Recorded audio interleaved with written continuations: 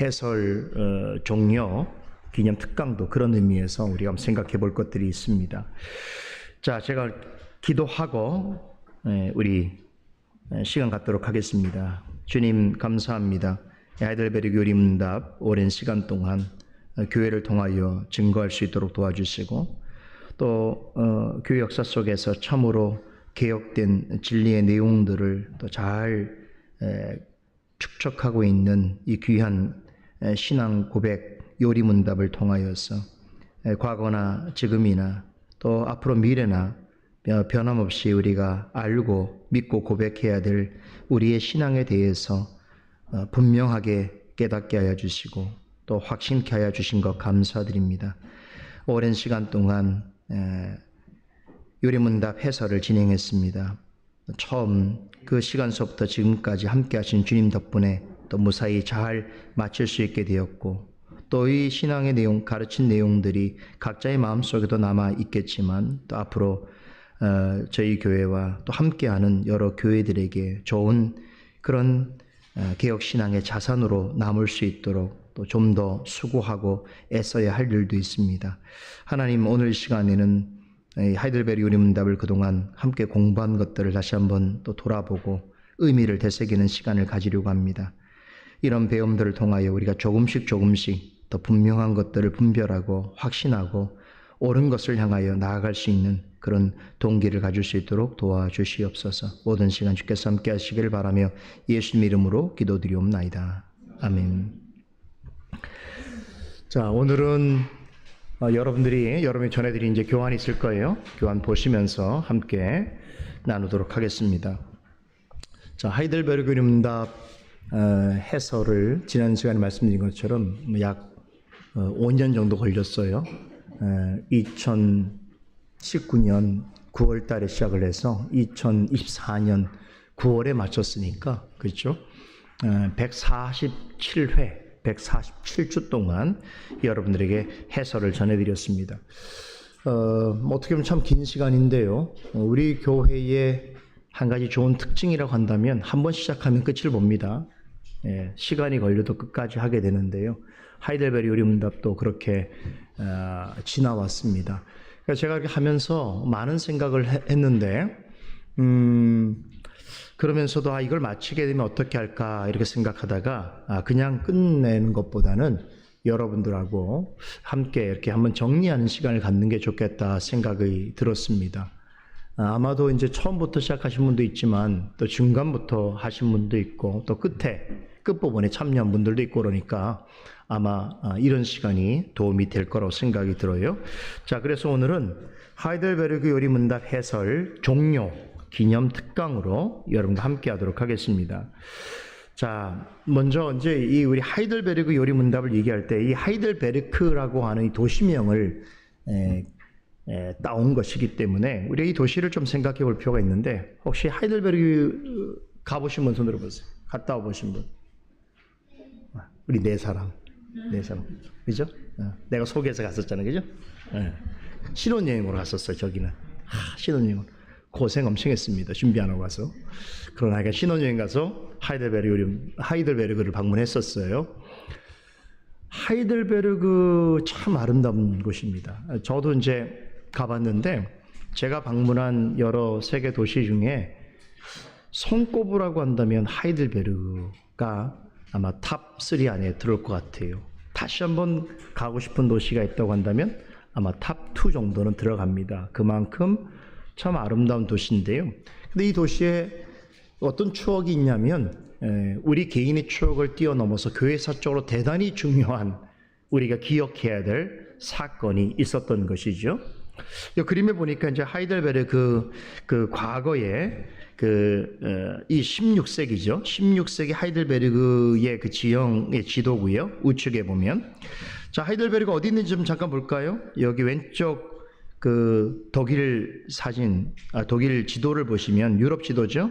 거기 보면 하얀색 표시에 독일이 있는데 가운데 독일의 그 위쪽, 오른쪽 위쪽에 보면 베를린이 있고 왼쪽 한 7시 방향에 보면 프랑크푸르트, 또 만하임 있죠. 그리고 만하임 바로 옆에 있는 것이 하이델베르그예요. 근데 이제 조금 이해하실 것은 뭐냐면 이 독일은 이제 북부 남부로 이렇게 구분할 수 있는데 이 북부 지역에 보세요. 베를린에서 조금만 내려오면 비텐베르크가 있어요. 그러니까 비텐베르크 그러면 우리 잘 알죠? 종교개혁이 시작됐던 것이죠. 1517년에 루터가 비텐베르크 성문에 95개 반박문을 붙이면서 유럽의 종교개혁이 시작이 됐잖아요. 이 지역을 북부라고 그래요. 삭소니 지역이라고 합니다. 삭소니가 독일의 종교개혁은 북부에서 시작이 됐는데 이제 한 세대를 지나서 1559년부터 1517년에는 종교개혁이 시작이 됐고 그리고 1559년에는 남쪽 지역에 아주 중요한 사건이 하나 일어납니다. 그게 뭐냐면 이 아래쪽 보시면 여기 맨하임 그리고 하이델베르그 여기 있는 큰 지역을 가리켜서 남부 지역이라고 하는데 이 지역을 짤츠 지역이라고 짤츠. 이 짤츠. 그러니까 위쪽은 삭소니, 아래는 짤츠 지역인데요. 그러나 이 독일은요, 여기 이제 1번 각주에도 설명이 됐습니다만 16세기, 15세기, 16세기는 신성 로마 제국이었죠. 독일이 없었습니다. 그러니까 300여 개의 공국으로 작은 연방으로 구성이 되어 있었는데 그 중에서 가장 큰 연방 공국이 바로 팔츠 지역이었어요. 그러니까 팔츠 지역에 누가 지도자는 엄청난 중요한 일이었습니다. 그 영향력이 컸는데 이렇게 좀 이따가 선조 얘기하고 자 여하튼 이 독일의 하이델베르그라고 하는 지역인데요. 굉장히 중요해요. 위쪽에 오른쪽 그림을 좀 볼까요? 여기 보니까 그 옛날 지도죠. 옛날 지도인데 여기 보면은 제가 그 파란색으로 네모칸 해놨죠. 여기 중요한 첫 번째 있는 뭐 잘은 안 보입니다만 첫 번째 있는 그 성이 바로 하이델베르그 성이에요. 그리고 오른쪽 두 번째 있는 네모 박스의 그림은 모르셔도 괜찮습니다. 그러니까 성령교회라고 해서 이 하이델베르그 도시에 있어서 가장 중요한 종교계의 핵심 그 교회가 바로 성령교회입니다. 성령교회에서 시내 나오면 성령교회를 어디서나 볼 수 있는데요. 그리고 우측에 있는 두 개는 뭐 유명한 베드로 교회하고 성 어스틴, 스톤이 있는데 자 거기 아래 한번 보세요. 아래쪽에 보면 이제 현재 하이델베르크가 있죠. 제가 말씀드린 대로죠. 좀 아름답죠? 전형적인 유럽의 어떤 그 아름다운 도시더라고요. 가보니까. 근데 이제 오른쪽이 실제 그림이고 왼쪽은 어디서 많이 봤죠? 어디 있죠? 예. 우리 호산나 성도가 언제 그린 거죠 이게? 몇 년 전 얘기죠? 몇 살 때? 고등학생 때인가? 20살 때요. 20살 때. 20살 때 그린 이 그림. 여기 이제 하이델베르크의 사계라고 그래서 그때 레포메이션 할 때 이제 이런 뭐 주제들이 있어서 부탁을 했는데 잘 그려줬습니다. 그래서 우리 이제 아마 저기 도서관에 붙여져 있는 영광이 있어요. 영광이죠. 자, 근데 오른쪽 그림을 한번 보세요. 여기 보시면 여기 산 위에 중턱에 있는 그 성 있죠? 여기가 바로 하이델베르크 성입니다. 그리고 밑에 강이 흐르고 다리가 있죠? 다리 오른편에 보면 우뚝 솟은 교회 하나 있죠. 바로 그 교회가 아까 이야기했던 성령교회예요. 이 종교개혁 운동의 발상지인데 여기에 이제 그 유명한 하이델베르크 요리문답을 작성하는데 결정적인 역할을 했던 두 사람 올레비아누스하고 우르시누스가 바로 이 교회에서 강단에서 직접 설교하기도 하고 우르시누스 같은 경우는 자신이 만든 요리문답을 제가 해설하는 것처럼 직접 해설한 그런 교회이기도 하지요. 자, 근데 하이델베르크는 조금 더 이야기를 해볼게요. 이 독일에서 하이델베르크라는 도시는요, 이 짤츠 지역에서는 뭐 가장 유명한 도시이죠. 이렇게 아름답기도 하고 또 오랜 역사가 있기 때문에 이 도시는 옛날부터 아주 교육, 문화 이런 것들이 굉장히 융성한 도시였다고 해요. 그래서 독일에서 가장 그 빨리 대학이 세워진 곳이 이곳이던데 1383년이라니까 엄청 오래전 얘기죠. 하이델베르크 대학인데 이 대학이 얼마나 유명한 대학이냐면요. 지금도 전 세계에서 아주 철학, 사회학, 과학 이런 분야에서는 거의 탑입니다. 탑 오브 탑입니다. 좋은 대학이에요. 그래서 그 독일 사람들도 하이델베르크 대학 그러면 되게 자랑스러워 한다는 것이 여기에 출신 중에 노벨상 받은 사람이 10명이나 되고 관련자들이 한 30명 됩니다. 그래서 그 독일 그 정신의 그 어떤 중심이다 이렇게 말할 정도로 아주 중요한 그런 곳인데 다 이유가 있어요. 왜 하이델베르크가 이렇게 독일에 있어서도 그 교육의 중심적인 도시가 됐냐면 이게 사실은 개신교 때문에 그래요. 개신교 역사 때문에. 이번에도 우리가 그 선교사들, 한국에 온 선교사들 우리가 방문하면서 이렇게 이야기 나누면서 제가 많은 얘기 드렸죠? 그들이 와서 처음에는 그 한국에 온 외국인 선교사들이 한국 땅에 와서 복음 전할 수 없었어요. 이것은 마치 어떤 상황하고 비교할 수 있냐면 지금 우리가 이슬람 나라 있잖아요. 아주 원리적인 근본적인 이슬람 나라를 가서 그 나라에서 시내에서 만약에 복음 전하는 생각해 보세요. 목숨 내놔야 되잖아요. 그런 상황처럼 척화비 들어보셨죠? 예, 고종 때 이 외세를 거부하고, 그렇죠? 이런 정신들이 남아 있어서 뭐 함부로 들어와서 복음 전할 수 없었어요. 그래서 그들이 생각했던 게 뭐냐면 복음을 전하더라도 조선 정부하고 어떤 그런 긴밀한 관계가 필요했기 때문이기도 하고 또 당시에 조선인들의 열악한 삶 때문에 그들이 했던 것들 중에 교육, 의료, 복지 이런 쪽에 아주 큰 관심을 가지고 그런 쪽에 많은 헌신을 했죠. 그 중에 특별히 가장 크게 한국 역사에, 제가 보면 근대 역사에 그 초대 한국 기독교가 끼친 영향 중에 최고의 영향은 제가 볼 땐 교육이라고 생각해요. 교육. 당시에 세운 학교들은 거의 근대식 학교들은 전부 선교사들이 세웠어요. 그 교육 때문에 결국 우리가 근대 학문을 쉽게 받아들이게 됐고 또 한 가지 당시에 그 여성들의 권리, 조선시대, 조선말 여성은 정말 상상할 수 없는, 여러분이 조선시대에 태어나지 않는 게 너무 다행인 거예요, 진짜. 그 시대를 아는 사람들은 여성이 어떻게 살았는지 상상하기 어려워요. 조선말은 더 그렇습니다. 그런데 그 시대에 여성들을 깨우치는 일을 누가 했냐면 선교사들이었어요. 학교를 세워서. 대단한 일입니다. 그래서 이 교육이, 기독교의 정신이 교육을 통하여 미치는 사회 전반의 어떤 변화라는 건 정말 상상하기 어려운 것이에요. 이게 이제 이 하이델베르크에서도 그대로 나타납니다. 어떤 지도자가 교육을 어떻게 생각하느냐에 따라서 그 도시만이 아니라 더 넘어가서 그 사회, 국가도 변화시키는 그런 역할을 하게 되는데 하이델베르크가 그런 곳이라고 생각할 수 있어요. 자, 이제 하이델베르크 요리문답 얘기를 좀 할게요.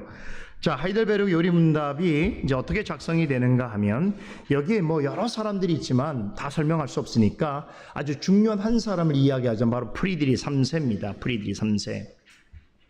이 프리드리 3세는요. 어떤 사람이에요? 다음 페이지 보세요. 이 페이지 보시면 이 사진, 그림이 있습니다. 자, 왼쪽에 있는 후덕하게 생긴 분이 프리드리 3세. 이분은 좀 기억해 두면 좋을 것 같아요. 프리드리 3세. 이 프리드리 3세의 명령으로 하이델베르크 요리문답이 되었기 때문인데요.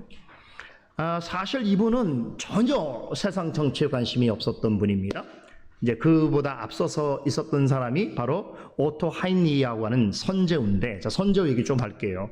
자, 독일은 300개의 공국으로 구성됐는데 이 각 공국마다 선제우들이 있었어요. 선제우는 자기가 다스리는 영토 안에서의 지도자인데 이 지도자는 당시는 종교적 힘뿐만 아니라 정치적 힘뿐만 아니라 종교적인 영향이 굉장히 강해서 종교개혁이 있은 이후로 어떻게 변화가 되냐면 그 지역의 선제우가 어떤 종교적 스탠스를 가지냐는 결국 그가 통치하는 지역 전체가 그런 교회가 되는 거예요. 다시 말하면 선제우가 내가 로마 캐톨릭 교회 신앙을 가지면 이유 없이 그 지역에 통치받는 모든 사람들은 다 로마 캐톨릭인이 돼야 되고 내가 개신교인이 되면 개신교가 될 수 있는 거죠.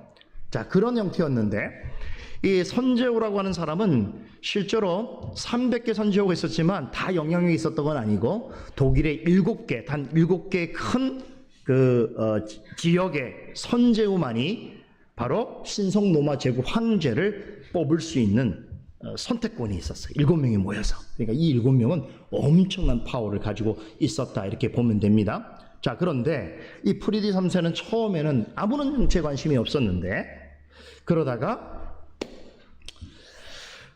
로마 캐톨릭 교회를 보면서 자기 어린 시절부터 이제 반감을 갖게 됩니다. 이제 그런데 그 얘기 좀 해야 되겠구나. 이 프리드리 3세의 앞에서 통치했던 분이 오토 하인리히라고 하는 그의 삼촌이에요. 그런데 이분이 바로 종교개혁에 대해서 굉장히 우호적인 입장이었어요. 왜 그러냐면 이분이 오토 하인리히가 역사적으로 있었던 그 루터가 1517년에 그 비텐베르그 성에서 그 종교를 시작하고 나서 어떻게 됩니까?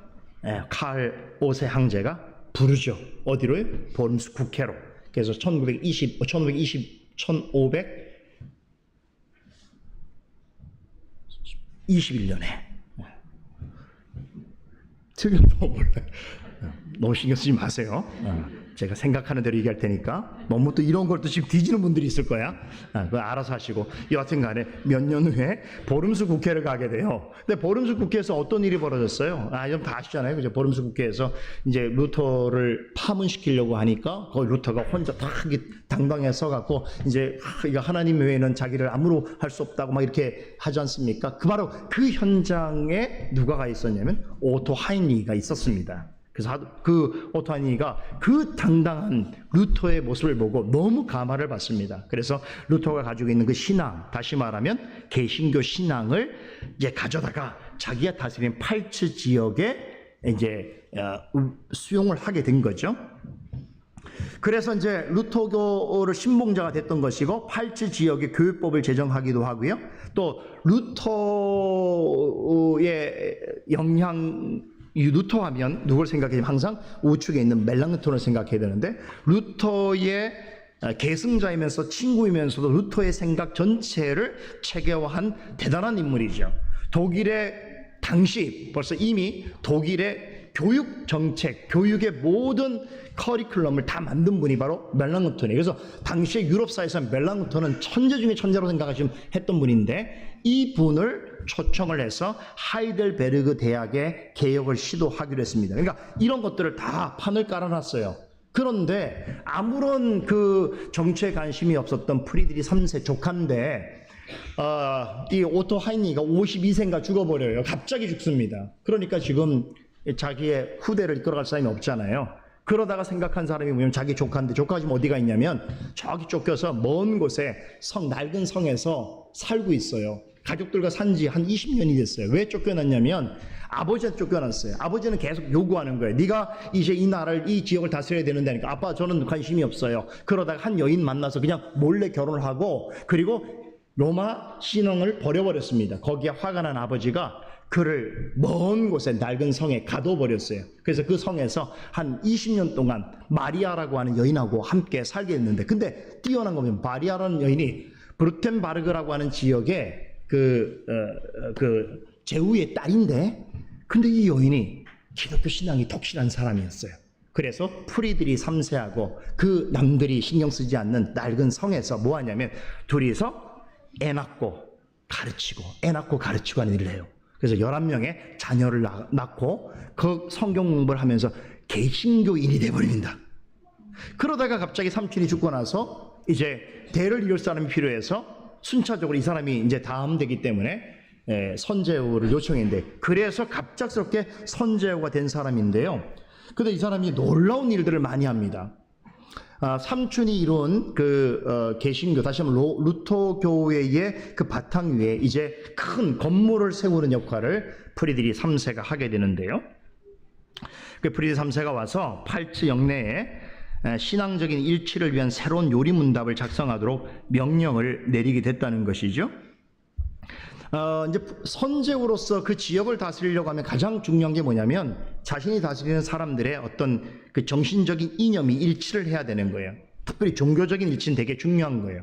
근데 그 종교적인 일치를 하려고 그러면 법이 있어야 되잖아요. 그래서 먼저 교회법을 만듭니다. 이 교회법은 탁월한 법이에요.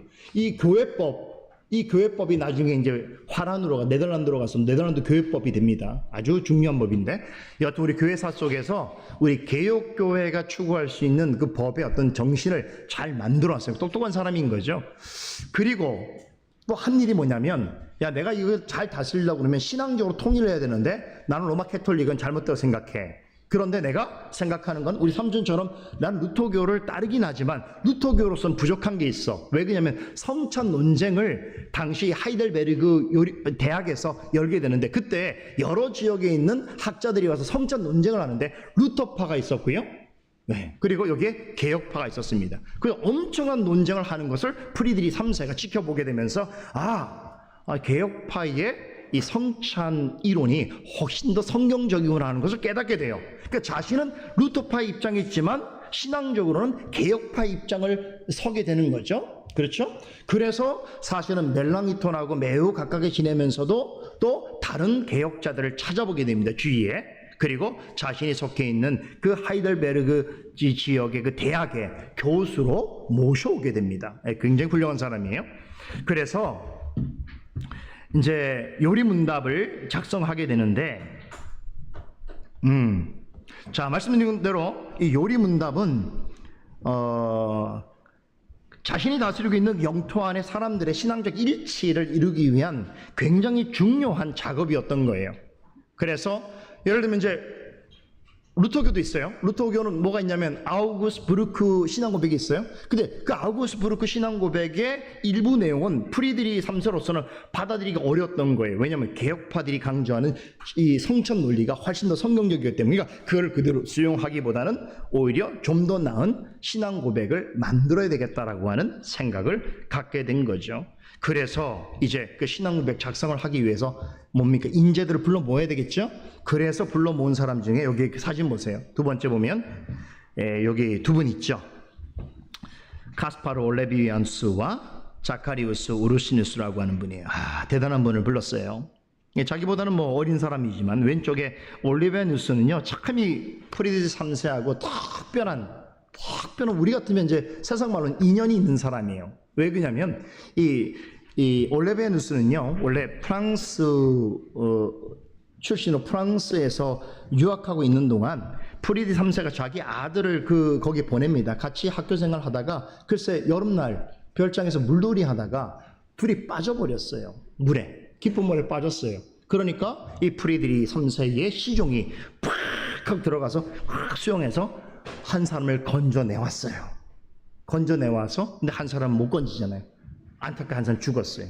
근데 건져내왔는데 프리드리 3세 아들인 줄 건져냈는데 그 사람이 올리비아누스야. 그리고 자기 그 프리드리 3세 아들은 죽게 됐어요. 이 때문에 사실 이거 어떻게 생각하세요? 엄청난 일이죠.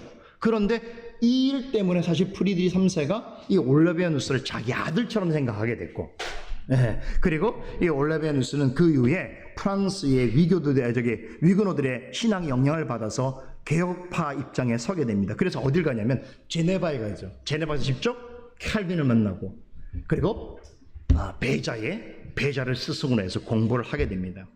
바로 그런 관계 속에서 멜랑크톤한테 프리드리 3세가 부탁하죠.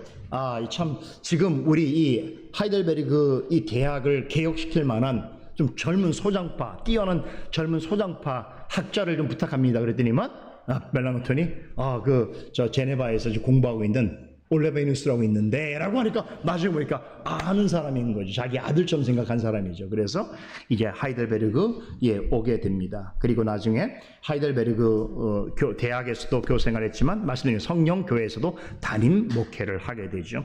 이분이 프리드리 3세를 너무나 잘 알기 때문에 프리드리 3세가 아까 만들었던 그 교회법을 완성시키는데 적임자가 됩니다. 교회법 1위. 부동의 1인분이에요. 올리비아누스가 훌륭한 분이에요. 그리고 우측에 있는 그림이 바로 우르시누스죠. 이 폴란드 출신인데 이번에 16살 때 비텐베르 대학에 입학합니다. 그때는 루터가 하나님 품에 옮긴 지 몇 년이 지났었어요. 그래서 멜랑후톤을 만나게 되고 멜랑후톤으로부터 공부를 하게 되는데 그러다가 이제 그 당시에 칼빈만큼이나 뛰어나다라고 하는 개혁자 한 사람이 있어요. 베르미글리라고 하는 분인데 이분이 이제 원래는 프리드리 3세가 그분한테 부탁합니다.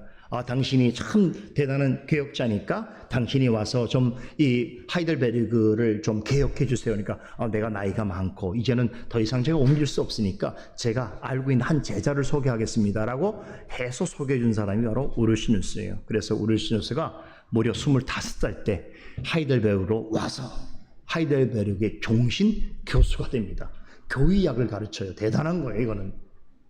여러분 잘 모르겠지만 25살에 하이델베르그 대학의 종신 교수였다는 건 이건 상상할 수 없는 대단한 분이란 뜻이에요. 여튼 이제 그렇게 해서 하이델베르그 개혁 운동에 동참을 하게 되고, 그리고 우리가 지금 얘기하고 싶은 하이델베르그 요리 문답을 작성합니다. 이분이.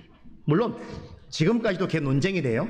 이분이 다 작성한 거냐 아니면 여러 위원회 커뮤니티를 만들어서 작성한 거냐라고 하는 의견이 있습니다만, 한 가지 분명한 건 뭐냐면 우르시누스가 하이델베르그 요리 문답 작성에 있어 정말 전적인 영향을 끼쳤다는 것은 아무도 부인하지 못합니다. 그래서 이분이 자기가 작성한 이 요리 문답을 가지고 매주마다 어디서? 성령교회에서 이렇게 제가 해설한 것처럼 직접 해설했어요. 그래서 그걸 책으로 만든 게 지금 판매되고 있습니다.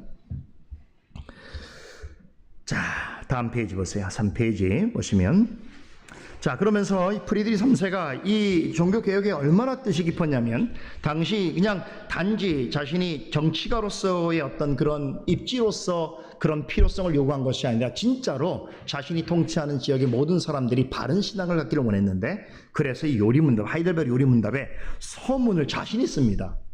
이건 대단한 일이에요.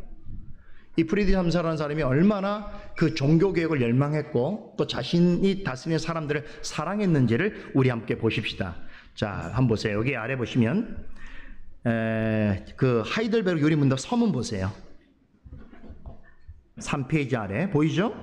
자, 보겠어요.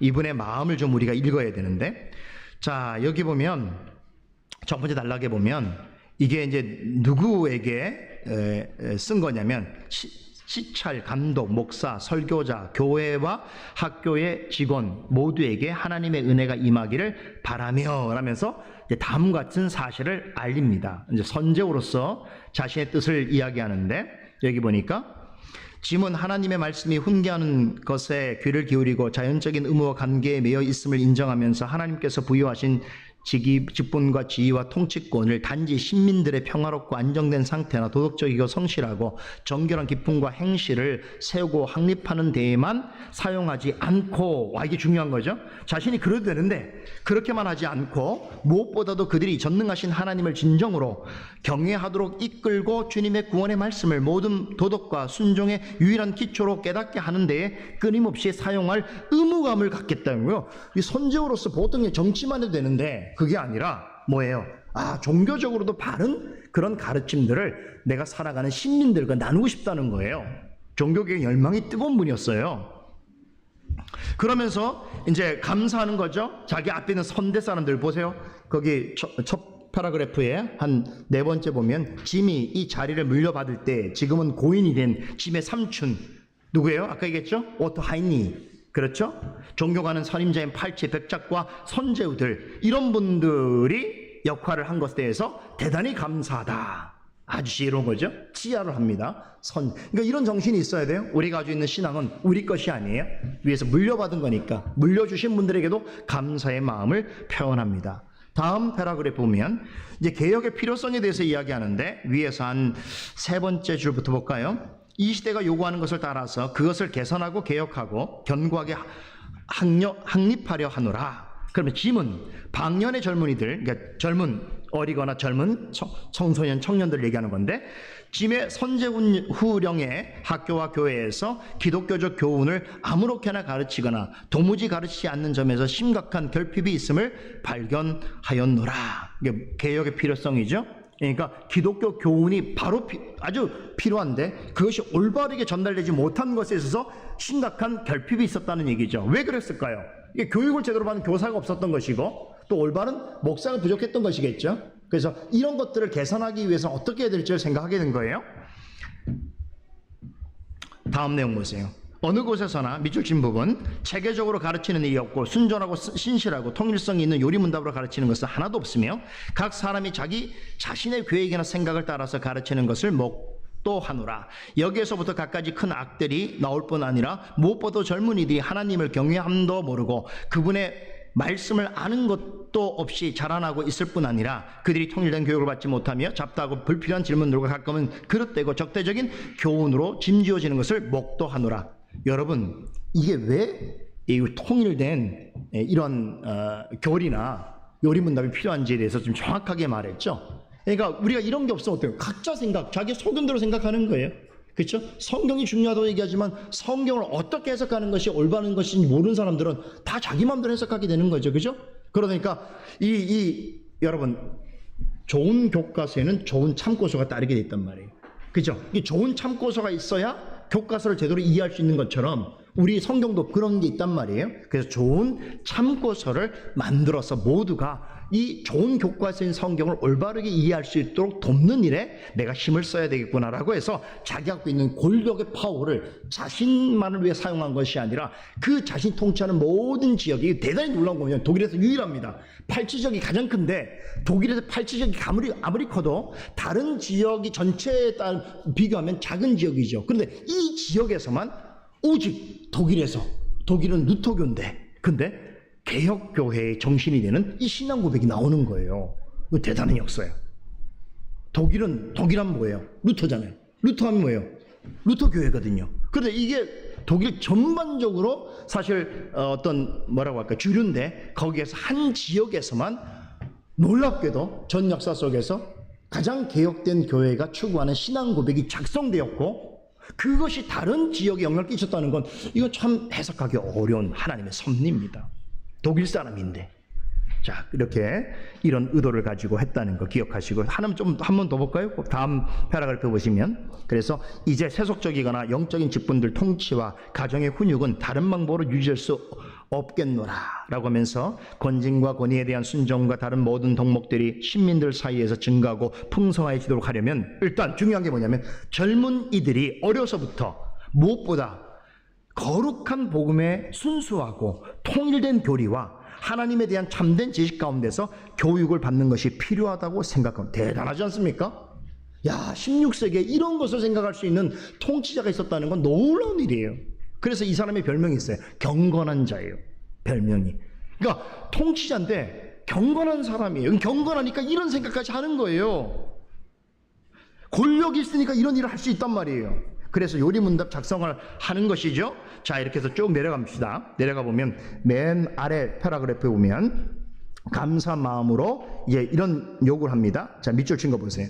학교와 교회에서는 젊은이들에게, 강단에서는 평민들에게 그 문답의 참된 뜻을 부지런하고 신실하게 제시하고 설명하며 이것을 따라서 가르치고 행하고 살기를 원하노라. 젊은이들은 어려서부터 하나님의 말씀으로 진지하게 교육과 훈육을 받으면 전능하신 하나님께서 공적 또는 사적 도덕의 개혁을 허락하시고 현세의 복과 영원한 복을 내려주시고 허락하시리라는 소망을 확실하게 품고서 그렇게 하기를 원하노라. 이 모든 것이 마침내 그대들에게 이루어지기를 소망하면서 이것을 작성하노라 하면서 하이델베르그 요리문답 우리 주 그리스도와 구주의 강생 후 1563년 1월 19일 화요일 날 프리드리 3세 선제의 이름으로 하이델베르그 요리문답 서문이 작성이 됐어요. 와, 대단한 거예요. 이 서문에서 그 정신이 다 드러나는 거예요. 특별히 이 선제가 가장 신경 썼던 사람이 누굽니까? 대상이?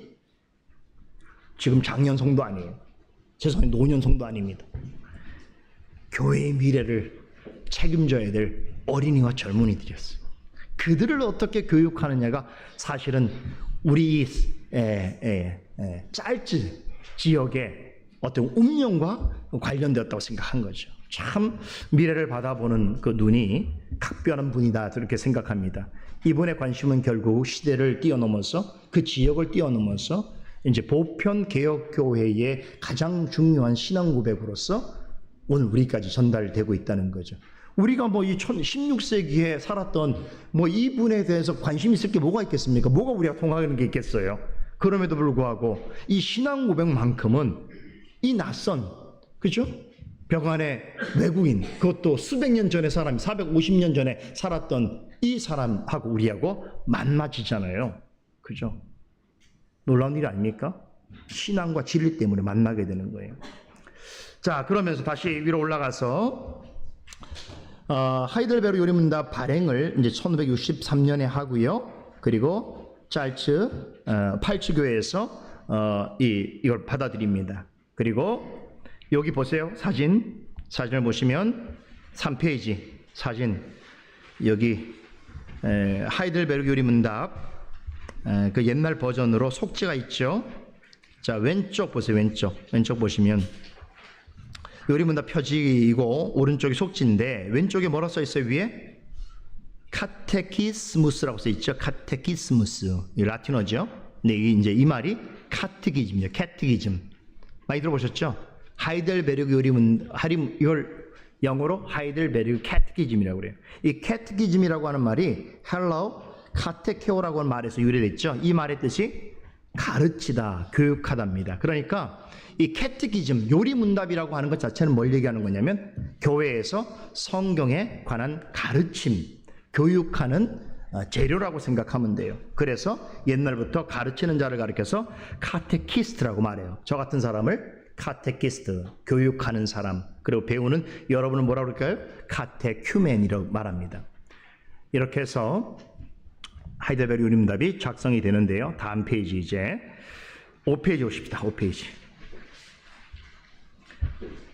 제가 간략하게 방금 하이델베르 요리문답 서문에 프리드리 3세가 쓴 그 작성의 목적을 요약을 좀 해봤어요. 아주 간단하게 4가지로 얘기할 수 있는데, 첫 번째는 신학적 교리적 일치를 이루어 교회 내의 혼란을 제거하고 교회 개혁의 기반을 더욱 굳건히 하기 위해서. 굉장히 중요하죠. 신학적 교리적 일치, 그죠? 그래서 우리가 하이델베르 요리문답, 벨제 신앙고백서, 도르트 신조를 가리켜서 뭐라고 그러냐면 개혁교회의 표준 문서라고 하는데 영어로 Three Forms of Unity라고 말해요. Three Forms of Unity. Unity가 뭐예요? 연합, 하나를 위한 3가지의 폼이죠. 3가지의 고백이죠. 그죠? 그렇죠? 그런 것처럼 이렇게 신학적인 교리적인 일치를 이루기 위해서는 반드시 어떤 하나의 공통된 고백이 있어야 된다는 거죠. 두 번째, 하나님에 대한 참된 지식과 복음의 순수하고 통일된 교리를 가르치는 게 되게 중요하다는 거예요. 이걸 이미 450년 전에 깨달은 사람들이 있었다는 거 우리는 감사해야 되는 거예요. 만약 이런 깨달음이 없었다고 한다면 지금도 중구난방이 됐을 거예요. 그죠? 세 번째, 가정교회, 학교 교회에서 어린이와 젊은이들의 신앙 교육과 생활 교육을 올바르게 수행하기 위해서. 그래서 이런 것들을 교회법에 아예 못 박아놨어요. 그래서 독일의 그 개혁교회에서는 교회법에 따라서 예를 들면 몇 세부터는 반드시 하이델베르 요리문답을 공부하고 하이델베르 요리문답을 몇 회까지 공부하는 것들도 다 법으로 제정을 해놨습니다.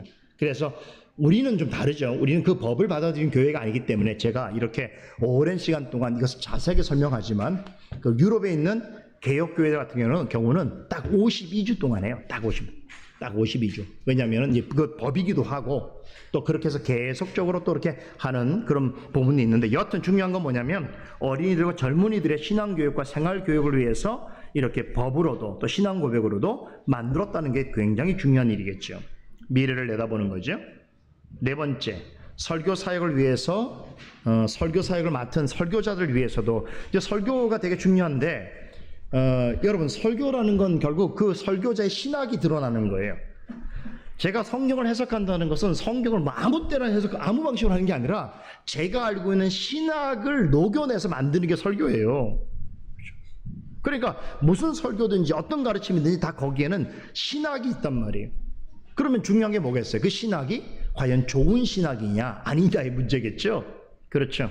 그러니까 설교자에게 있어서 좋은 신학을 가지려면 어떻게 됩니까? 이 좋은 신앙 고백서들과 또 그런 교리들이 잘 장착이 돼야 됩니다. 설교자는 그게 되게 중요해요. 교리와 신앙 고백에 대해서 어떤 깊은 이해가 없으면 강단에서 자기 말을 하게 돼요. 자기가 원하는 이야기를 하게 되거든요.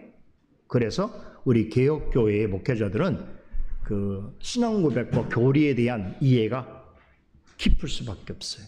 그렇죠? 제가 드리는 말씀도 굳이 제가 이것이 이런 교리입니다라고 말하지 않더라도 그 교리가 가지고 있는 내용을 설교에 녹여서 여러분 설명해 드리는 거예요. 다 그런 필요성 때문에도 이것은 굉장히 유익하다 이런 얘기죠. 자, 3번 출판 번역입니다. 그래서 1563년에 초판이 나오지요. 대단하지요. 초판이 나오는데, 자, 우리가 보는 이 내용은요, 사실 초판이 아닙니다. 우리는 그 이후에 나온 각주 구본 보십시다. 각주 구본 보면 초판에는 증거 본문의 장까지 표기하고 절은 표기하지 않았고, 2판에 80문이 추가됐고요. 그리고 4판이죠. 우리가 받는 거. 우리가 받는 4판에 뭐가 있냐면 129개의 문답을 52주로 구분해서 증거 성구까지 절로 넣습니다. 그래서 우리는 지금 이 4판을 갖고 있고요. 그리고 이렇게 계속 이게 워낙 중요한 내용이었기 때문에 영향력이 있었기 때문에 이 요리 문답을 작성한 다음에 계속 업그레이드를 합니다. 그 재판할 때마다 내용을 조금 더 잘 붙여서, 그래서 이제 그 1563년 독일에서 만들었지만 이렇게 뭐 여러 나라 판으로도 번역이 돼서 소개가 되게 되었죠. 영향이 컸죠. 특별히 이제 이 독일의 당시에 많은 네덜란드 사람들이 이민 와 있었는데, 그들이 네덜란드 개혁교회를 이룰 때 이제 이 요리문답을 받고 영향을 크게 받아서 거꾸로 돌아가서 자기 나라에서 하이델베르그 요리문답을 전파해주는, 그래서 화란도 네덜란드도 개혁교회로 설 수 있는 그런 기반을 마련해 주기도 했던 그런 역사도 있습니다. 자, 넘어가겠습니다. 이제 역사 얘기는 이 정도로 하고요. 자, 오늘 하이라이트 얘기를 좀 전하겠습니다. 6페이지 보세요. 자, 그럼 이제 하이델베르그 요리문답의 구조와 신학에 대해서 좀 살펴보도록 하겠습니다. 제가 이제 먼저 6페이지에 이 표로 그려서 여러분 소개해드린 것은 한 땀 한 땀 제가 그린 겁니다. 한 땀 한 땀 이거. 예. 자, 이건 일반 구조예요. 그러니까 우리가 이제 일반적으로 하이델베르그 요리문답을 생각할 때, 자, 총 52주에 129문답으로 형성이 됐는데, 이게 어떤 체계를 가지고 있냐면 6번 보세요. 6페이지 보시면 바로 이런 체계죠. 예. 기억나시죠? 먼저 1, 2문에서 위로에 관한 이야기를 묻죠. 위로. 살아서나 죽어서나 당신의 유일한 위로가 무엇입니까? 라고 하는. 그래서 이 하이델베르그 요리문답은 사실 다른 신앙 고백서는 다른 게, 다른 신앙 고백서는 굉장히 신학적인 이론적인 것들이 많아요. 특별히 웨스트민스터 신앙 고백서는 그렇습니다. 그런데 하이델베르그 요리문답은 그런 성격보다는, 제가 그래서 뭐라고 그랬어요? 성도들에게 위로를 먼저 묻고 답한다는 것은 굉장히 목회적이에요. 목회자들이 되게 좋아해요. 되게 좋아합니다. 성도들도 좋아해요. 왜냐하면 워낙 뭐라고 할까요? 우리의 삶과 관련된, 우리가 지금 정말 바라는 게 뭐예요? 이 불안하고 불확실한 세상 속에서 위로잖아요. 그 위로에 관한 이야기로부터 시작을 하는데, 그런데 보세요. 1, 2, 3부로 구성이 되어 있어요. 근데 1, 2, 3부 위로받기 전에 생각해야 될 게 있어요. 위로만 받으면 안 돼요. 그렇죠? 그래서 먼저 생각해. 위로받기 전에 네가 어떤 존재인지를 알아야 되잖아요. 그래서 1부에서는 우리의 죄와 비참에 대해서 설명합니다. 이게 2주일에서 4주일 정도인데요. 율법, 창조, 타락, 공의와 자비를 설명하죠. 2부 보세요. 2부에서는 뭐냐면 이제 우리의 죄와 비참에 관해서 이야기했던 뭐가 필요할까요?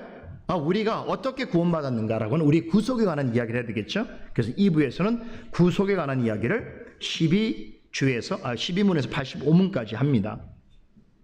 여기에서 이제 그리스도가 우리의 구속을 얘기하니까 그리스도가 누군가를 설명한 다음에 다시 이게 굉장히 재밌는데 사도신경을 이야기해요. 그 사도신경을 중심으로 해서 우리가 가지고 있는 신앙의 내용을 이제 분석합니다. 그 사도신경 자체가 가지고 있는 구조가 사실은 우리의 신앙, 우리가 무엇을 믿어야 할 것인지에 대해 설명하고 있거든요. 그 삼위일체를 설명하고 성부와 성자와 성령, 즉 하나님, 우리가 믿어야 할 대상에 대한 이해를 이 사도신경을 통하여 해석합니다. 그죠?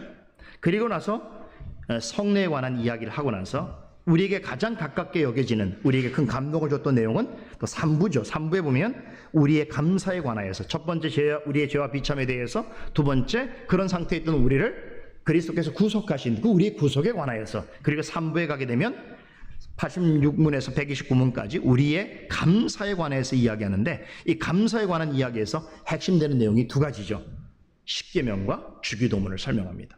그래서 주기도문을 보통은 루터교에서는 주기도문을 먼저 설명합니다. 그리고 십계명을 나중에 설명하는 방식인데 여기서는 십계명을 먼저 설명해요. 십계명을 먼저 설명한다는 건 어떤 의미가 있냐면 이 십계명은 과거에 있는 율법이 아니라 지금도 우리가 구원받은 자의 삶에 실제로 우리가 행해야 될 영원한 도덕법으로서의 가치가 있다는 면이죠. 굉장히 거기에 실천력이 있다는 거예요. 그래서 십계명을 설명하고 나서 그리고 마지막으로 우리가 하나님께 드려야 할 기도를 주님의 기도를 통해서 배우게 되죠.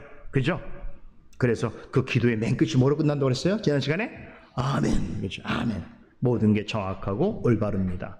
오늘 우리가 그동안 배웠던 하이델베르 요리문답의 모든 가르침들은 성경의 가르침에 정확한 것이고 나는 그것을 온전하다고 믿습니다라고 하는 아멘으로 끝나는 아멘적 삶의 고백으로 마치죠. 이런 모든 이 일반적인 이 구조는 참 이 자체가 하나의 큰 복음이에요. 복음. 그 제가 지금 시간이 없어서 이렇게 설명하는 거지만 이 하이델베르 요리문답의 일반 구조를 머릿속에 딱 이해하시면 어디서든지 이 전도가 가능해요. 전도. 왜 우리가 위로가 필요한 존재인지. 그렇죠? 그런데 왜 우리가 위로가 필요하게 됐는지, 죄 때문에. 죄가 가져온 우리 비참이 무엇인지, 그 비참 가운데 건져낸 그 냄을 당하려면 어떻게 해야 되는지, 그럼 우리가 하나님 어떤 하나님을 이해해야 되는지, 그렇죠? 그 하나님이 우리에게 베푸신 은혜가 얼마나 큰지, 어떤 감사를 드려야 돼. 이렇게 하면 벌써 이게 뭐야? 이게 복음이에요, 복음. 사형리만 복음이 아니에요. 이 자체가 복음이에요. 그래서 이제 이 일반 구조만 머릿속에 쫙 이렇게 있어도 전체 내용을 몰라도 여러분들이 순간순간마다 누구를 만나든지 간에 여러분들이 녹여서 이렇게 복음을 전할 수 있는 아주 좋은 복음의 양식, 구조를 가지고 있다. 이렇게 제가 설명해 드리고 싶었던 거예요. 자, 그런데 여기만 우리가 머물지 말고, 이건 일반적으로 누구나 아는 얘기예요. 다음 페이지 보세요. 7페이지 보시면 이제 신학적 관점에서 바라본 구조예요.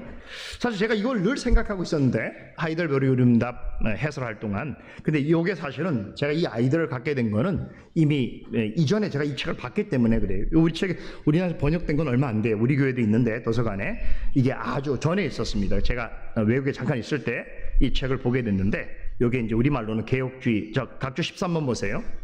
7페이지에 각주 13번 보면 조엘 비키 싱클레어 퍼거슨에 의해서 출간된 개혁주의 신앙 고백의 하모니, Reformed Confessions Harmonize라고 하는 이 내용인데요. 이제 이 책에 이 부분이 있습니다. 있는데 제가 여러분들에게 이 구조를 따로 만들어서 말씀드리고 싶은 핵심이 뭐냐? 간단합니다. 요점이 뭐냐? 하이델베르그 요리문답 자체가 조직 신학적 관점에서 보면 신학의 내용들을 다 언급하고 있다는 걸 얘기하는 거예요. 여기 보면 우리가 신학의 구조를 이해할 때에 개론, 그리고 신론, 그리고 인간론, 기독론, 구원론, 종말론 이런 방식으로 이해하거든요. 그런데 이런 신학의 구별된 분과적 내용들 중에 중요한 부분들이 모두 다 100% 들었다고 말할 수는 없어요. 그럼에도 대단히 중요한 부분들이 이미 하이델베르 요리문답의 내용에 여러 부분에 다 흩어져 있어요. 그거 한번 보세요. 우리 7페이지 신론 보시면, 자, 왼쪽에는 중간에는 주제고요. 그리고 맨 오른쪽에 있는 그건 항목이죠. 네, 그래서 하이델베르 요리문답 항목인데, 자, 항목은 뭐 신경 쓸 필요 없어요. 그런데 주제만 보세요. 하나님의 존재와 속성, 계시, 성경, 삼위일체, 성자 하나님, 성령 하나님, 또 하나님의 작정과 예정, 창조, 섭리, 이런 거는 신론 속에서 나오는 거. 그러니까 이런 신론적인 주제가 우리 조직신학처럼 순서대로 이렇게 설명하는 방식이 아니고 이 하이델베르 요리문답에서는 여러 군데 퍼져 있어요. 그렇죠. 근데 왜 이렇게 하냐면 이거는 어떤 신학적 뭐라고 할까요? 여러분들에게 신학적 지식을 전달할 목적으로 작성된 요리문답이 아니고 여러분들의 신앙을 바른 대로 인도하기 위한 되게 목회적 관점에서 기록된 것이기 때문에 굳이 이런 어떤 연속적인 그런 순서를 따르지 않아도 여러 군데에 흩어져 있어요. 와, 그래서 이게 되게 좋아요. 그러니까 굉장히 종합적이에요. 하모나이즈드하죠. 그러니까 굉장히 조화로운 거죠. 이게 하이델베르의 강점이에요. 어떻게 보면 약점이기도 해요. 왜냐하면 우리가 보통 어떤 주제를 배울 때 그 주제가 선주제부터 후주제까지 연속적으로 논리적으로 이해할 방식도 필요하긴 하지만 적어도 하이델베르는 그런 스텝은 취하지 않지만 대단히 모든 내용들 자체를 잘 보게 되면 여러 곳에서 이런 주제들을 우리가 볼 수 있는 거, 되게 중요한 주제들을. 그렇죠? 인간론도 다 나와요. 사람의 타락과 원죄, 자유의지와 무능력. 기독론 보세요. 그리스도에 관한 교리죠. 중보자이신 그리스도, 예수 그리스도의 본성, 그리스도의 직무, 그리스도의 상태, 그리스도 안에 있는 하나님의 공의와 자비, 복음의 약속들. 여러분, 이런 주제가 나오면 어떻게 합니까? 이제 여러분들이 어느 정도 교육을 잘 받으신 분이라면 제가 이런 주제를 얘기할 때 머릿속에 탁 떠오르는 게 있어야 돼요. 그리스도의 직무가 뭐가 떠올라야 돼요? 삼중직. 뭐예요? 왕, 제사장, 선지자. 그렇구나. 지금 이게 설명이 있구나. 이해되죠? 그러니까 이런 이해가 되어지면 어떻습니까? 우리가 보다 우리의 신앙을 견고하게 바르게 세울 수 있어요. 구원론도 마찬가지예요. 구원론은 믿음, 칭의, 성화, 양자, 회개, 회심, 선행, 성도의 견인, 성도의 확신, 하나님의 율법, 십계명, 기도와 금식, 주기도문 언급되어 있잖아요. 교회론 보세요. 교회론 보세요. 교회에 관한 교리, 그리스도와 연합, 성도의 교통, 교회 정치와 직무, 은혜 방편들, 말씀과 성례, 세례, 성찬, 교회, 국가, 위정자들. 교회론도 언급합니다. 정말로는 많지 않습니다. 그렇지만 중요한 사실은 얘기하고 있죠.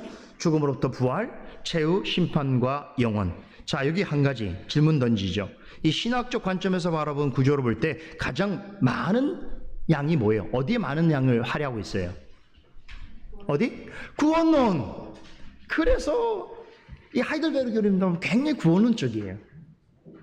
우리의 구원에 관한 그 가치를 설명하는 데 중점을 두고 있어요. 그렇죠? 그 강점이 거기 있습니다. 자, 그래서 제가 이 말씀을 드린 것은 우리가 하이델베르그 교리문답을 잘 배우시면 사실은 신학 전반에 관한 그 주제와 또 구성들을 이해할 수 있는 것이다. 그런 거예요. 제 말이 사실이라는 것을 여러분 확인하시려고 그러면 이제부터 다시 하이델베르그 교리문답 들어보세요. 이걸 이해하고 들어보세요, 진짜. 제가 그동안 설명해 드렸던 내용들 중에 사실은 거의 신학적 내용들이 다 들어가 있습니다. 부분별로 다 들어가 있어요. 그래서 여러분들이 신학교 목사가 되기 위해서 신학하는 건 아니니까, 그런 목적은 아니니까 좀 편한 마음으로 이 내용들을 이렇게 듣다 보면 이게 계속 쌓이잖아요. 그럼 어떻게 됩니까? 신학자가 되는 거예요. 좋은 성도로서의 신학자가 되는 거예요. 좋은 신학을 가진 사람이 되는 거예요. 그 사람의 말은 어떤 사람 말이라고요?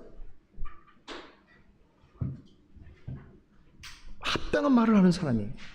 은쟁반에 새긴 금사 같은 사람이 되는 거예요. 무슨 말을 하더라도, 어디 가서 무슨 말을 하더라도 이런 내용 자체를 머릿속에 잘 가지고 있으면 성도하고 어떤 대화, 어떤 주제를 얘기하더라도 이 주제에 관해서 어떤 주제를 어떤 근거로서 말해야 될지에 대한 이해를 갖고 말하는 사람하고, 그렇죠? 그냥 그 분위기 따라 아무 말을 하는 사람하고는 전혀 다르잖아요. 그렇죠? 그래서 여러분들이 신앙이 성숙해지면, 그렇죠? 어떤 사람이 되려면 이런 내용들이 어느 정도는 머릿속에 이렇게 장착이 돼 있어야 돼요. 그렇죠? 그래서 필요할 때마다 그거를 잘 꺼내 드셔야 돼요. 그게 되게 중요합니다. 그렇죠? 특별히 가정에서 자녀들 가르칠 때, 부모의 입장에서, 그렇죠? 목사님 부를 수 없잖아요. 가정 경건회 할 때마다 목사님 부를 수 없잖아요. 아빠가 해야 되잖아요. 그죠? 엄마가 해야 되잖아요. 그럴 때 여러분 이런 내용들을 잘 숙지하고 있으면 자녀들과의 대화도 잘 되고, 또 잘 모르는 부분이 있으면 잠깐 내가 잘 모르지만 여기 신앙고백서 어디에 이런 부분이 있는데 그래 목사님 뭐라고 설명했는지 한번 들어보자, 혹은 책을 한번 보자, 이런 방식으로 해서 설명하면 되거든요. 그죠? 어렵지 않습니다. 어렵지 않아요. 그러나 꾸준해야 됩니다. 자, 마지막으로 네 번째, 하이델베르그 교리문답의 설교와 교육 지침. 이것은 조엘 비키 목사님이 요리문답으로 설교하기라는 책에서 이게 이야기한 거를 참조한 건데 여러분들에게는 큰 도움은 안 됩니다. 왜냐하면 이건 설교 준비를 위한 거니까 넘어가고요. 자, 마지막 페이지, 9페이지, 2번 보십시다. 이제 하이델베르그 요리문답 교육을 위해서 실제적인 그런 지침 상황을 이 김종 목사님의 하이델베르그 교리문답의 설교와 교육이라고 하는 소논문에서 제가 인용한 건데요. 요건 몇 가지만 얘기하고 이제 마무리하도록 하겠습니다. 자, 우리가 하이델베르그 교리문답을 교육을 할 때에 어떤 도움이 필요한가, 어떤 이해가 필요한가라는 건데, 먼저 보니까 하이델베르그 요리문답이든 소요리문답이든 요리문답 전체를 가르치는 것이 중요하다는 거예요. 그래서 가르치는 자는 항상 전체 구조에 대한 이해를 가지고 있는 게 되게 중요해요. 그래서 제가 우리 자녀들한테 뭘 가르칠 때마다 부분이 나오지만 또 전체 얘기를 또 하는 이유가 있어요. 그동안 제가 하이델베르그 요리문답 하면서 우리 자녀들한테는 뭐 전부는 아니지만 우리 몇 반에게는 제가 항상 매주마다 제가 하이델베르그 요리문답 하고 나서 하이델베르그 학습지를 만들어줬어요. 그죠? 매번 우리 자녀들이 정말 똑바로 왔으면 되게 도움이 됐을 거예요. 왜냐하면 목사님이 지난주에 했던 하이델베르그 요리문답의 핵심만을 제가 요약해서 준 거니까요. 그죠? 근데 그 내용에 보면 이제 항상 제가 강조했던 게 뭐냐면 지금 우리가 배우는 내용도 중요하지만 이 내용이 어느 지점에 있는지 이게 지금 무엇을 얘기하려고 하는지를 항상 자녀들한테 강조하는 게 저한테 굉장히 중요한 일이었어요. 그죠? 길을 잃으면 안 되기 때문에. 그렇죠? 그래서 항상 숲을 생각해야 되는데 그래서 이걸 가르칠 때에 이 전체적인 내용, 아까 일반적 내용이라도 구조를 이해한 상태에서 그렇죠? 위로, 비참, 구속, 감사라고 하는 이 전체 구도를 머릿속에 두고 이 구도 조금 더 나가면 이것들을 좀 세분화해서 어떤 주제들은 어디에서 이야기하는 것이나 라는 것들을 좀 이해한 상태에서 파악해서 가르치면 되게 도움이 됩니다. 그죠? 그래서 아까 제가 말씀드렸잖아요. 하이델베르그가 왜 독일에서 최고의 그 교육 도시가 됐냐면 이런 교육이 실제로 이루어졌기 때문에 그래요. 여러분 15세기, 16세기에 여러분 중세를 막 지나오는 그 시기에 교육적 환경이라는 게 뭐가 있겠습니까? 아마 우리 조선시대만큼 어려웠을 거예요. 그런데 지금 선지자 같은 분들이 이런 것들을 법으로 만들고 지금 학교나 교회에서 다 가르치니까 그리고 이런 교육을 할 수 있는 인재들을 양성해서 보내니까 생각하는 게 어떻겠어요? 여러분들이 김병현 목사의 설교를 매주마다 들으면 여러분들이 성경을 그렇게 해석하는 거예요. 그런 거예요. 그게 바로 교육인 거예요. 그래서 이런 교육도 여러분 계속 이렇게 어떻게 이 사안을 이해하는 방식, 그렇죠? 어떻게 인식하고 어떻게 분류하고 구성하는 것들을 잘 이해하고 듣는 사람들은 머리가 깨치지 않을 수 없어요. 그래서 요리문답을 제대로 공부하는 자녀들은 어렸을 때 이 공부를 제대로만 한다면, 그러니까 가르치는 자의 의도를 잘 파악해서 한다면 공부를 못할 수가 없어요. 난 이해를 못해. 공부를 못한다는 걸 이해할 수 없어. 김명호 목사님의 설교를 매주마다 강설 질문지를 빡빡하게 쓰는데 공부 못한다는 걸 이해 못하는 거야. 왜냐하면 아니 이렇게 어려운 설교 전체를 논리로 이해하는데 어린아이가 아니 이런 설교 정도의 내용을 어떻게 아이들이 어디서 듣겠냐고요. 어디서 이런 것들을 나눌 수 있냔 말이에요. 그런데 어릴 때부터 그것을 듣는 훈련, 그거를 분석하는 훈련을 아이들이 갖는다고 한다면 뭐 공부 못할래야 못할 수가 없습니다. 물론 학교 공부만을 얘기하는 건 아니에요. 다른 지혜도 있겠습니다만. 그래서 교회가 다른 곳보다 수준이 높은 거예요. 교회는 수준이 높을 수밖에 없어요. 세상보다. 이런 교육 때문에 그렇습니다. 두 번째, 어릴 때부터 요리문답을 가르치라는 거죠. 중요합니다. 어릴 때부터 어떤 생각을 가지고 있느냐. 질문도 좋습니다. 호기심도 좋습니다. 그러나 어릴 때부터 여러분 정확한 것을 이해하는 게 되게 중요해요. 그죠? 근데 이건 억지로 할 수 없는 거잖아요. 그래서 어느 정도 생각이 뛰기 시작하면, 글을 읽을 줄 시작하면 보통 한 초등학교를 한 고학년 정도 되겠죠? 그 정도 되면 10살 정도 전후가 되면 그때부터는 요리문답을 가르치는 게 좋아요. 그 전에는 요리문답이 어려울 수 있어요. 그러니까 성경 그때는 열심히 스토리로 성경이 재밌다, 성경은 참 좋은 말씀이다 이런 것들을 인식할 수 있도록 돕고, 그리고 한 10살 정도부터는 이제 요리문답을 체계적으로 가르치는 게 중요합니다. 그리고 요리문답 설교를 듣는 것이 가장 우선해야 될 최상의 교육이라는 것을 기억하라는 거죠. 여러 자료들도 있습니다만 가장 좋은 것은 이런 설명, 해설을 듣는 게 되게 중요한 거죠. 왜냐하면 이런 해설을 할 때는 여러분이 접근할 수 없는, 제가 여러분들에게 매주마다 이런 말씀을 드릴 때는 여러분들이 시중에서 누구나 다 접근 가능한 자료를 갖고 간다면 굳이 제가 써야 될 이유가 없겠죠. 여러분들이 접근이 안 되는 부분들을 제가 알고 있기 때문에 그걸 대신 여러분들에게 딜리버리 해드리는 거예요. 그렇기 때문에 좋은 해설을 듣는다는 건 엄청난 공부를 하는 거예요. 한 번도 생각하지 않았던 내용인데 오늘 목사님 통해 들어. 야, 아싸. 야, 재밌다. 이 배우는 게 너무 재밌네. 이래야 이제 막 동기가 되는 거란 말이에요. 그죠? 매주마다 신선하고 새로운 재료를 드리는데도 아무런 감정이 없고 감동이 없고 감격이 없으면 이미 공부 못하는 사람이 공부 안 해도 돼요. 예배 시간 저 밖에 나가서 그냥 예배 드려도 돼요. 그런 사람은 진짜예요. 근데 매주마다 배우는 게 있다고 한다면 여러분 감사하셔야 돼요. 왜냐하면 내가 접근할 수 없기 때문에 그런 거예요. 그래서 이런 해설을, 좋은 해설을 듣는 건 되게 유익합니다. 제가 해서만이 아니에요. 만약에 여러분들이 다음에 어떤 기회가 있으면은 또 요리문답이 한번 제가 해드린 거를 그때그때만 한번 찾아서 들어보세요. 아, 이게 여기서 이런 얘기가 나오다니. 아, 이런 이해가 있을 수 있다니. 이런 걸 배우게 된다니까요. 그러면서 하나님을 향한 우리의 인식의 지평이 이렇게 커지는 거예요. 이렇게 커지는 거예요. 몸만 크는 게 아니라 이게 커지게 되면 지혜로워지는 거예요. 네 번째, 요리문답을 암송하게 하라.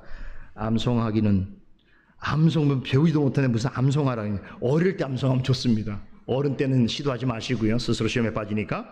어릴 때 암송하면 얼마나 좋아요. 그죠? 이번 레포메이션 데이 때 좀 암송 좀 시키지? 시은이 가능하겠어요? 응? 네.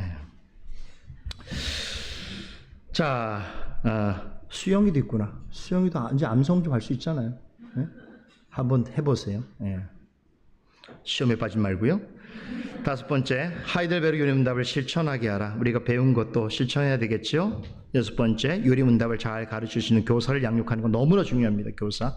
근데 이제 우리 시스템에서 별도로 교사를 또 양육하는 건 되게 어렵기 때문에 이제 제가 늘 바라는 건 뭐냐면 우리 교사들은 일반 여러분들 자리에 있지만 여러분들 중에서 이제 뭐라고 할까요?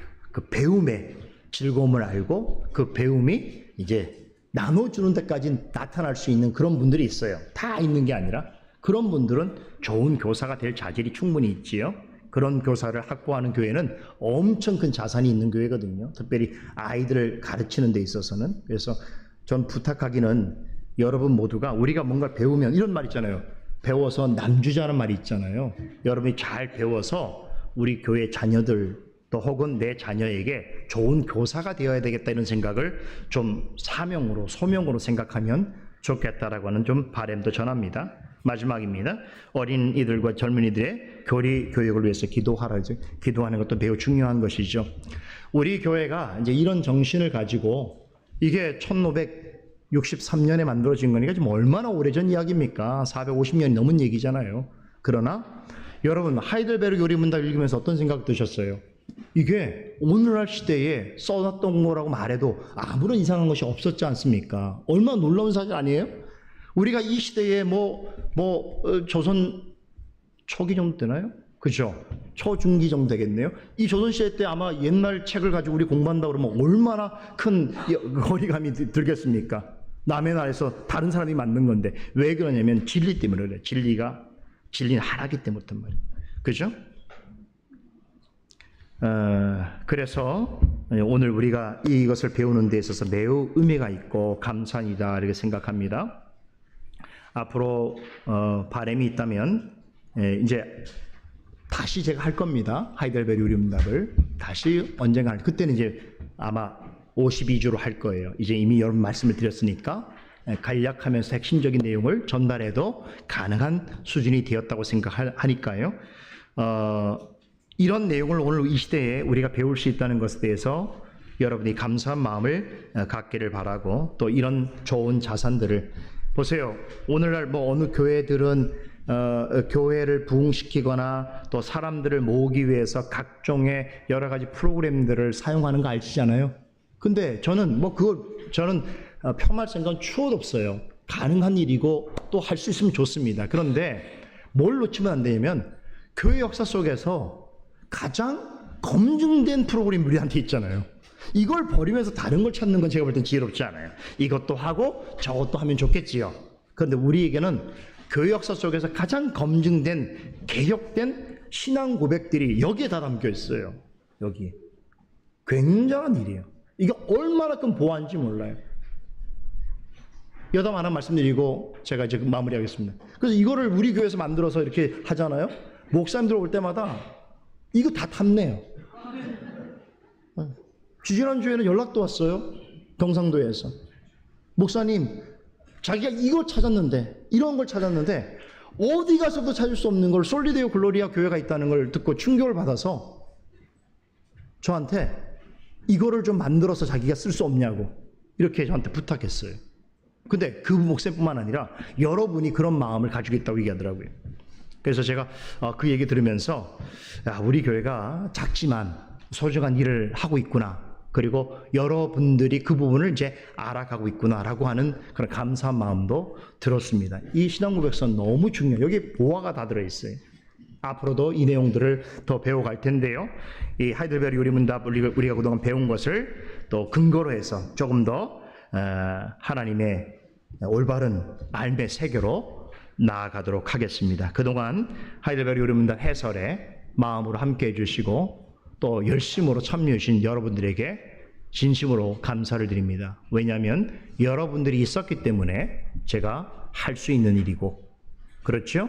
또 앞으로도 해야 할 일이기 때문입니다. 마지막 하이델베르 요리문답 해설 나누기는 다음 주에 하겠습니다. 다음 주에 우리가 그동안 나눴던 하이델베르 요리문답에 대해서 여러분들이 가지고 있는 생각들, 또 느낀 점들, 이런 것들을 나눠보는 시간을 갖도록 하겠습니다. 기도가 마치겠습니다. 하나님 감사합니다. 하이델베르 요리문답을 오랜 시간 동안 함께 나눈 것에 대하여서 다시 돌이켜보면서 또 우리가 마땅히 생각해 보아야 될 부분들에 대해서 나누게 되었습니다. 하나님, 이 귀하고 값진 내용들을 우리에게 참으로 거저주시고 또 우리가 이것을 받아서 계속 알아갈 수 있도록 하신 것을 감사드립니다. 이런 좋은 신앙의 전통과 이해 속에서 교회가 더 든든히 세워져 가게 하시고 교회에 속해 있는 모든 성도들이 그런 면에서 신앙적으로 성숙하여 자신뿐 아니라 함께하는 사람들에게 또 기대하는 자들에게도 참으로 선한 영향을 끼칠 수 있도록 은혜 베풀어 주시옵소서. 솔리데오 글로리아 교회가 이와 같은 진리의 반석 위에서 더욱더 힘있게 또 올바르게 나아갈 수 있도록 주여 도와주시고 이 일에 동참하고 또 함께하는 자들이 더 많아지도록 주여 도와주시옵소서. 부디 바라본 것은 사랑하는 교회 어린 자녀들, 청소년들, 청년들이 있습니다. 하나님 교회의 미래를 또 이끌어가야 될 귀한 자들입니다. 이들이 어려서부터 하나님의 이런 가르침을 통해서 지혜와 지식을 얻을 수 있도록 도와주시고 그리하여 참으로 저들을 통하여서 나타날 좋은 열매로 하나님께 영광 돌릴 수 있도록 함께하여 주시옵소서. 모든 것 감사드립니다. 예수 그리스도 이름으로 기도드리옵나이다. 아멘.